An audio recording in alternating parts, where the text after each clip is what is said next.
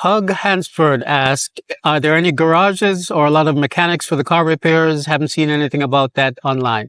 And the answer is yes. There's no shortage of mechanics to fix the vehicles. But as I mentioned in a previous video, what I would suggest is to buy a car for which a brand for which parts are easily available. That would probably include Toyota as one of your first choices. There are a lot of Toyotas here on the island, whether it's the pickup trucks or, just Yaris's or Corollas like I have. And so that's one of the wiser things to do, is to get a car that is easily serviceable because of the abundance of other vehicles that are here on the island.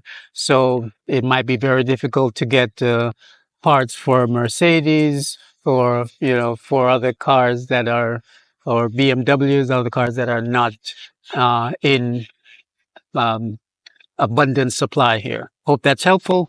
See you in the next video. Subscribe. You know what a man say.